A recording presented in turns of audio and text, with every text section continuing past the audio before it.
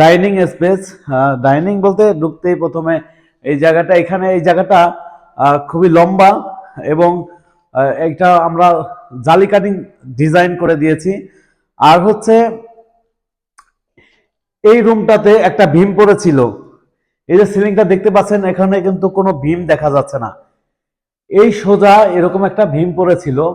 তো আমি এটাকে কি করেছি, টোটালটাকে আমি হচ্ছে ঢাইকা দিয়েছি, একবারে ঢেকে দিয়ে সিলিং করে দিয়েছি। এখন এই রুমে যে ভীম আছে কিনা তা আপনারা বুঝতে পারবেন না।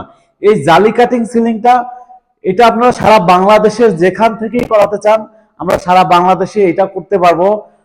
আপনারা যারা আমার ভিডিওটা দেখতেছেন, এই ডিজাইন ছাড়াও আমাদের কাছে আরো অসংখ্য ডিজাইন আছে। আপনারা আমাদের স্ক্রিনে দেওয়া যে নাম্বারটা স্ক্রিনে দেওয়া আছে এই নাম্বারে কল দিলে আপনারা আরো বিভিন্ন ধরনের ডিজাইন আপনারা পেয়ে যাবেন প্রিয় দর্শক। আর এই সিলিংটা